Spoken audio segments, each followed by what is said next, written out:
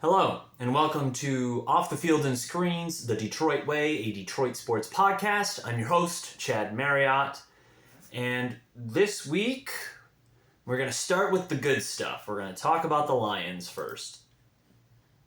The Lions are coming off their Monday Night Football win against the Baltimore Ravens. They went into Baltimore, beat them 38-0.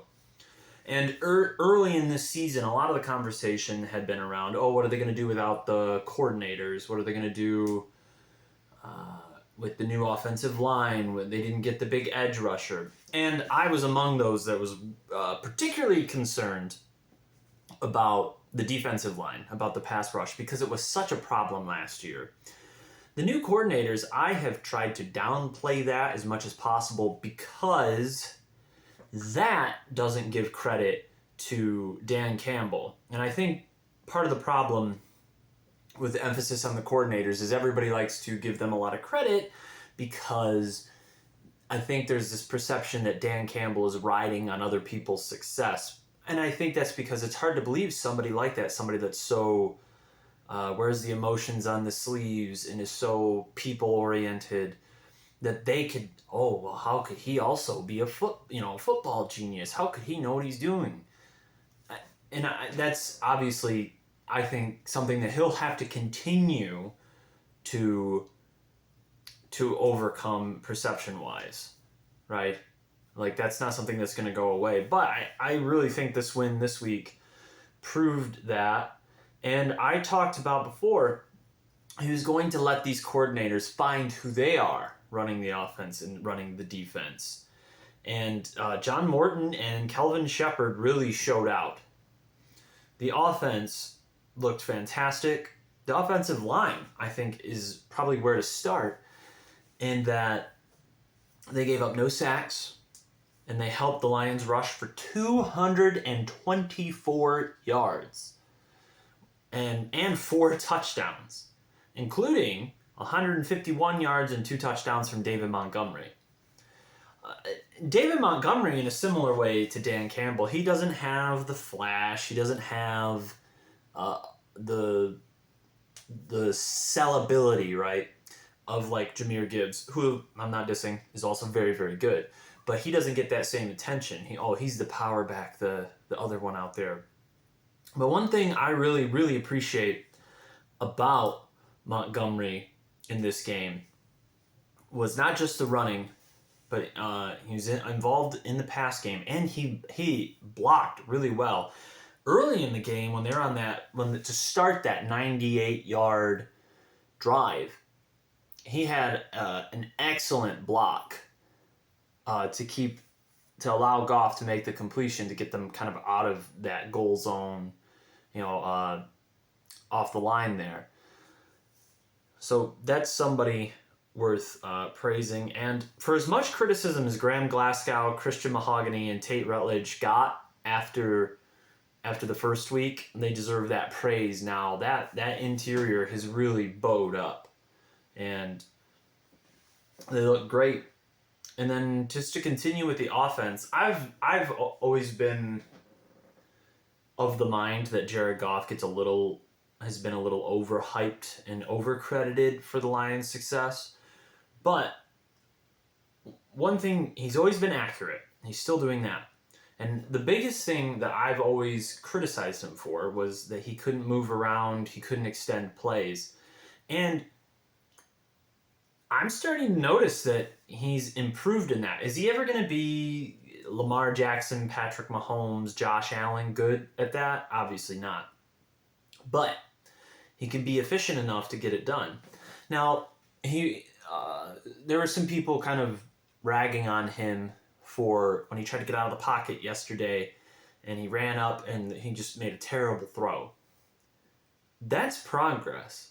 A year ago, he would have stood there and everything would have collapsed around him and he would have been sacked, or he would have, at the very last second, tried to throw it and gotten an interception. The fact that he was willing to step up and draw that defense up to make the throw, at this point, I don't think it's not the end of the world that he didn't complete it, because if he keeps doing that, I think by the end of the year, He's got the football IQ that he'll start to make those plays and figure that out. It's just new territory for him.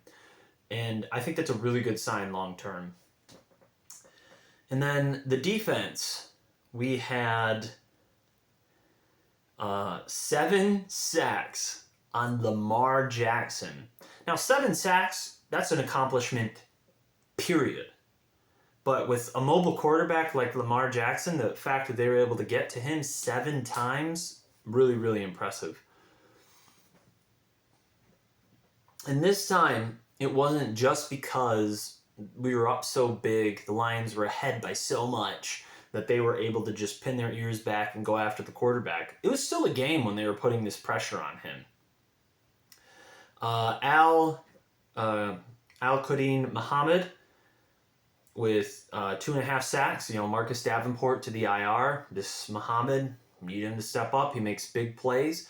And perhaps they saw this guy and were thinking, we're good at the pass rush. Even if Davenport can't play a full season, we've got some things depth-wise. And he looked great.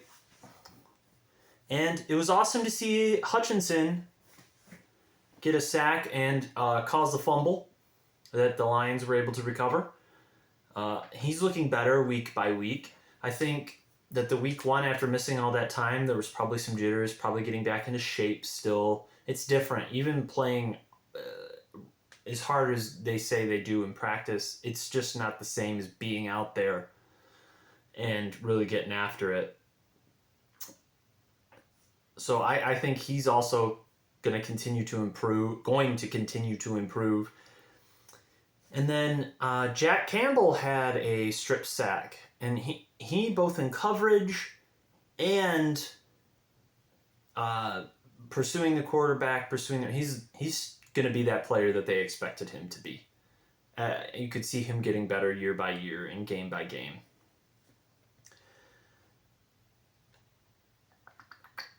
And then to talk about the coaching again, I mean, there's a lot made out of losing Ben Johnson and Aaron Glenn, and I think some people are going a little too far with that by insinuating that they're not good coaches.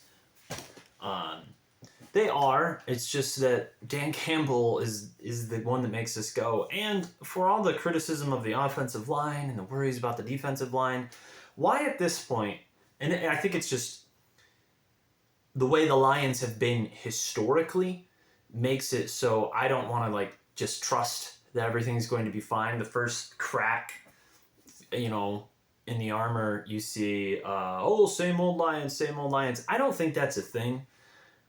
There were going to be changes. We talked about it on here, talked about it on the website. And for more in-depth analysis on this Lions coverage, there's an article out on offthefieldandscreen.com.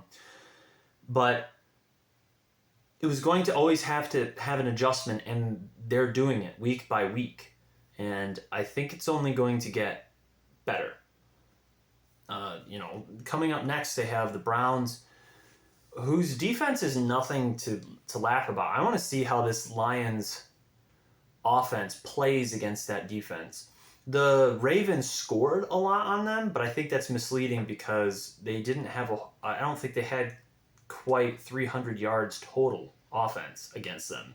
It's just that the Browns offense is so atrocious. But I want to see how this offense does against that really strong Cleveland Browns defense. And then I believe they have the Chiefs and the Buccaneers.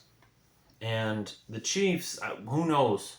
They could be their backs completely against the wall when that meeting comes. And the Buccaneers, I think, is going to be another one of those revenge games. Particularly, they lost to them last year. And there was a lot of criticism about Jared Goff then. I think they're going to come out and really want to reestablish that they're the better team when that matchup comes. Last thing of note for the Lions is the kryptonite in recent years for this defense has been that mobile quarterback. Josh Allen, even Lamar Jackson, the 2 previous meetings, Jaden Daniels in the playoffs. every time Geno Smith, these guys that can extend plays have just given them nightmares. And I don't know what it was last night, but for the first time, it felt like they stifled that approach. It could be the improved play in the secondary. Branch and Joseph are the best safety duo in the NFL. No problem saying that. Reed has been a big addition at corner. And Terrion Arnold did not have a good game, particularly in the first half. I didn't hear his name called in like the second half, so that's good. There was no pass interference, no getting beat. I think he just kind of went in, got his head right, and played better in the second half. But and the linebackers too are playing better in coverage than they were a year ago. So, but I think it's the philosophy that it felt like they were swarming the quarterback. Like, we're not going to let you. Maybe you'll get a chance and you'll throw a bomb down there and somebody catches. That happened a few times. But we'd rather have that than you nickel and dime us to death, running over here, running over there. We're going to surround you and we're going to suffocate you and we're going to make somebody else win the game. And I think that's the formula for how to do that. Make them uncomfortable. Because a comfortable quarterback at the NFL level, they're going to torch you, especially if they're that mobile. Make it so he can't look downfield. He's always got to, here comes another one.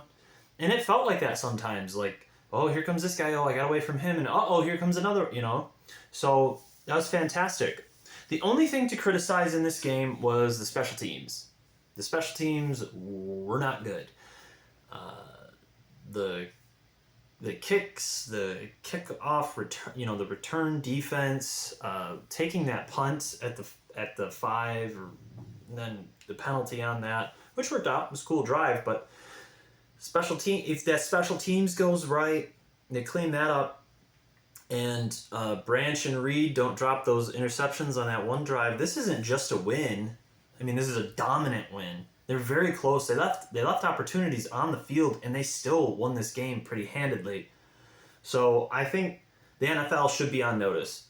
This is a Super Bowl contender, which is silly that we even had to go through this. I let the media trick me even a little bit. I started doubting myself. I was like, they're 15-2. I know they lost that playoff game, but it's one game. What's the big deal? It's not a big deal. This is a good football team. Great football team. All right, let's turn to the depressing topic of the Detroit Tigers. So, it's a disaster. No way to put that. Post All-Star break, it kept looking like there was a couple of times it looked like, they're going to break out of this. It's going to be fine. It's not fine. All right, so the big thing that I see a lot of fans and media pointing their finger at, they're like, it's the trade deadline. And objectively, the trade deadline was not good. Finnegan and Montero, those two have worked out for the bullpen. Been big help. The other bullpen pitchers, Sewald and Cody Hoyer, Hoyer didn't really work out. Sewald, it was always, he's coming back so late in the year. They were always taking a risk on that. So I'm not going to fault them necessarily. Maybe they needed to try and get a third bullpen option. But that's not the end of the world. The bullpen options they did get, particularly for what they gave up. That's good. That's good on you. You cannot be angry that they didn't spend more prospect capital when the bullpen options have generally worked out that they traded for. The starting pitching that they went out and got, Charlie Morton and Chris Paddack, have been atrocious. Charlie Morton was once a great pitcher, good pitcher, and Paddack, and they both seem like nice guys, but it's just been bad. They DFA'd Morton. Probably too late. And for that, one thing I really don't... I understand that they had to... There's kind of like a little bit of we got to do something, because Jackson Jobe and Reese Olson both went down for the year. And then Casey Mize and Jack Flaherty in the second half, post-All-Star break, have not been very good. Flaherty kind of has like 2 for 1, 2 bad outings for a good outing, and then it looks like, oh, maybe he's coming, and then he doesn't come around. Casey Mize recently has been better, but he had a long stretch, and I think for the entire month of August where he was not playing competitive baseball. One thing I didn't understand is why Kader Montero, I still hear people, oh, he's not very good. I think as a starter, he has a 3.55 ERA. And to be honest, let's say his ERA hovered closer to 4. 4 ERA, if that's what he's giving up, is a lot more competitive than Morton's 7.09 and Paddock's 6.12. So I think the organization should have just went with that. They're like, oh, well, he doesn't have the best stuff. Who cares? If you're looking for that guy just to eat some innings, that would have been the guy. You had him here already, didn't have to give anything up for him. And then also with that trade deadline, who are they going to get? And I know this is like, oh, are they going to get somebody? No, that's stupid. Suarez, everybody wanted Suarez. Not been very good.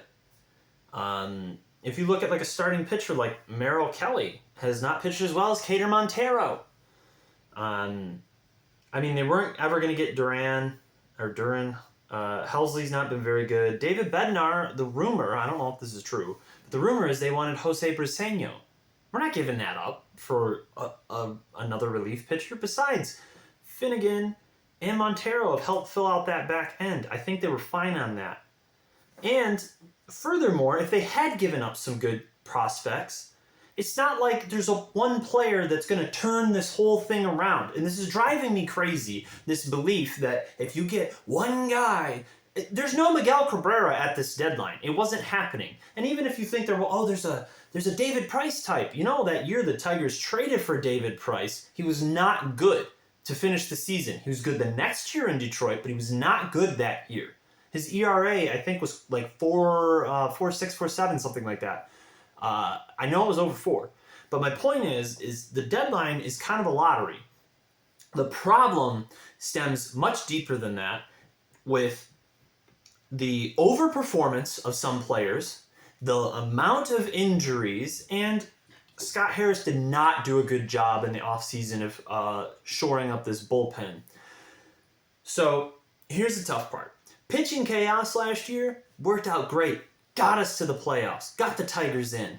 The problem is, if you look at the guys that were heavily used, Jason Foley, Bo Brisky, Sean Gunther, these guys are all hurt. Even Will Vest and Tyler Holton, they haven't been hurt, but their stuff is down. You can tell they're tired. I think they've overused them. So that's depleting your bullpen, then you try replacing them. I'm just going to read this list. I'm not going to go through any numbers. The number of bullpen, etc. stuff that they tried this year. John Brebbia, Diedrich Enns, Carlos Hernandez, Matt Gage, Luke Jackson, Kenta Maeda, Jeff Hartlieb, Jose Urquidy, Drew Summers, Tyler Owens, Chase Lee. They've tried a lot. They've tried a lot of options, and all the success stories they had with taking an arm that was underperforming, bringing it here, and Chris Fetter doing some magic spell and getting them to play at a high level.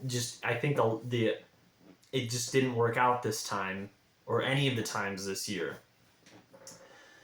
And to dig deeper into that, I think there were more injuries. Parker Meadows, Matt Vierling, supposed to be big parts of the team, missed a lot of time.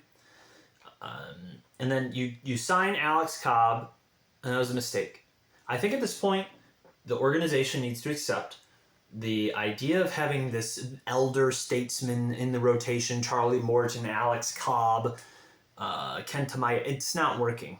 This offseason, they need to go get a for-real guy to play next to Tarek Skubal in the rotation. And I like Reese Olson, and I think Casey Mize. Those guys could be good pitchers on a good team's rotation. But Mize's inconsistency makes me nervous for him to be a number 2. And Olson's injuries make me nervous to rely on that for a number 2. And then the All-Stars, let's look at... These are as of September 19th, and it's not like this weekend helped any of these guys out too much. Since August 1st, Javier Baez is hitting .229 with a .573 on base plus slugging, an OPS. He has 26 strikeouts in that span to 1 walk. Zach McKinstry, .220, .653, 28 strikeouts to 7 walks. Gleyber Torres, .211, .669, 35 strikeouts to 29 walks. The walks are still all right. Riley Green, .214, .706, so he's still got a little bit of power. 47 strikeouts to 16 walks. Now, you tell me if adding Eugenio Suarez changes those numbers of 4 all-star players. If you tell me that, I'll believe you. It's the trade deadline. No, you can't win when you have 4 key players in your lineup just falling off a cliff in terms of production. It's ridiculous. And it's starting to drive me crazy, this do-something mentality that sports fans have, Detroit sports fans have, every time things don't go right. It's after the Green Bay game for the Lions. It's like, oh, I told you we should have done something to get the defensive... And I was like, yeah, I think that's probably right. But let's not panic yet. Or they're all saying the week after, this is so stupid. They're like, let's offer Frank Ragnow as much money in the world. You know, I think I tweeted it as like a joke. Like, whoa, what's he doing? Right? But it's the goofiest thing in the world, the do-something mentality. And the do-something mentality is when you get Al Avila trading Isaac Paredes, who we could really use right now, for Austin Meadows, who is out of Major League Baseball. That's what happens when you say do something, do something. Well, no, do something smart. And I think it's Scott Harris's job to find a way to make it work.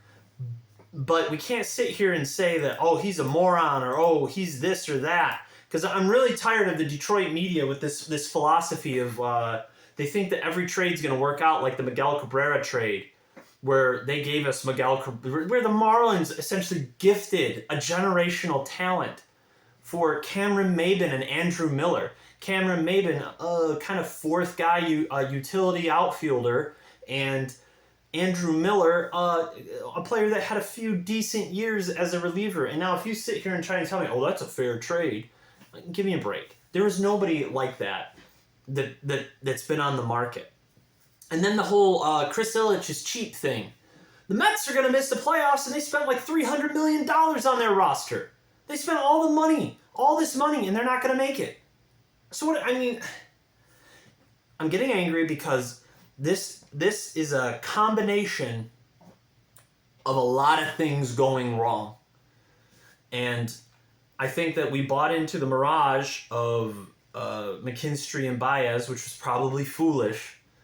I like McKinstry a lot. He's a phenomenal utility player, but his bat has not been good. And Baez, I joke with family and friends that they should have, I hope he gets hot for a couple weeks so the Tigers can trade him, trick somebody into taking him. Because this is what you get with him. It's a high swing. He's either striking out or hitting a home run. He does not have good at-bats. And I would be curious to see a split of him at shortstop and him in center field. Because in center field, he was great. When he plays shortstop, it's like he forgets how to hit. So the finally, and this has always been a Scott Harris thing, this year you can criticize him on it, because for every Dylan Dingler and Colt Keith and Wenzel Perez, we don't want to block people coming up to the majors, right? I get that. I really do as a general philosophy. But this year they had Justin Henry Malloy, Jace Young, and Trey Sweeney slotted for those. Well, we don't want to block any playing time. And Malloy hit in 49 games this year, 203, 658 OPS. Jace Young, 109, 349. And Trey Sweeney, 197, 550. I really thought Sweeney was going to usurp Javi Baez, be a great, solid power lefty. Maybe never going to hit like really high, but he had some sneaky power type player. And it is really not worked out. Maybe it still can, but ultimately my whole rant here, and you can see the detail on the website, offthefieldandscreen.com, the whole point here is that blaming the trade deadline for like a sinking ship where they're trying constantly to put little corks in the holes as the boat is going down. Well, it's the trade deadline. It's stupid. It's convenient, and it's too easy. There are a lot of things that went wrong. And blaming the cheapness, I mean, one of the players they spent the most money on, Jack Flaherty, but they spent a lot of money on Alex Cobb. It just didn't work out. So it's not a money thing, and it's not the deadline. It's just that the players that they added either had a superbly overperforming first half and leveled out in the second half, or everybody's going... And on top of the injuries, sorry, I'm getting a little rambly here, but there is just so many things that went wrong in consecutive order. You could blame Scott Harris for the lack of pitching. Yes, he didn't do a good job there. But I think, if anything, all these problems coming up proves that they had the right approach at the deadline. Do not give up anybody of value in the farm system for this team because they're not a World Series team. I think they probably calculated that correctly because the way they were performing this year was ahead of schedule. The best team in baseball, that was ahead of schedule. I still like the style of play. I still like the run the bases, get the extra bag, hustle, gritty Tigers. I like that. But they're going to have to look at some of these holes and say, yeah, we can't rely on a mix of guys this year. And the Javi Baez thing has got to be over. I know it's a lot of money. I'll call them cheap if they don't get... It would be worth paying him not to play on this team. All right, so we're going to finish up with the Detroit Red Wings. Have some preseason starting now, which will give the Chris Ilitch haters more to fume over the Yzer plan. All right. So the big questions is, what is the blue line going to look like? And there's you can check out an in-depth article about this on the website as well. I mean, Mo Seider and Simon Edvinsson, those are top 4 locks. Ben Sherratt's probably going to play in the top pair with Seider, and you probably see Johansson on that second pair with Edvinsson. It's really going to... I mean, what combination of Eric Gustafson, Justin Hall, Jacob Bernard-Docker, and Travis Hamonic are you going to see on that third pair? Gustafson has the offensive spark, and I feel like it's going to be Justin Hall. So I'll just acknowledge that and weep for a moment. We have to watch that again. But, yeah, I don't know. Maybe somebody will emerge like that Bernard-Docker. That would be great. And then you look at who's going to play on the top line with Larkin and Raymond. It could be Jacob Van Riemsdyk. It could be Elmer Soderblom. You could see something crazy like Andrew Kopp getting jumped up to that line. I know that a lot of people probably have him penciled in as the third line center, but some things could happen with that. The fourth question, any prospects make it? If a Danielson sneaks onto this team with a great camp, perhaps that's your third or fourth line center. And ultimately, if this team is going to be is going to do anything this year in terms of trying to get into the playoffs, JT Compher is going to have to play better than a fourth line center, and they might need him to perform to play above that role, above a fourth line role, for them to do that. So who knows? And then you have the depth scoring. They're going to have to find like a Soderblom. That's why they got JVR. Is they're hoping that maybe Carter Mazer can sneak on, had a little bit of scoring. I mean, Rasmussen, maybe. Berggren, Jonathan Berggren. I don't know. You're going to look in camp and in, coded interviews, like who is going to be somebody that can add some depth scoring? Because they were so heavy on the top 2 lines last year. So they relied on it so much. They're going to have to find a way to get some scoring beyond that. All right, and then I think the Pistons have a media day in about a week, or a little less than a week. Media days for the NBA are starting, so pretty soon we'll have baseball, football, basketball, and hockey. All right, this has been a both exciting and depressing episode of The Detroit Way.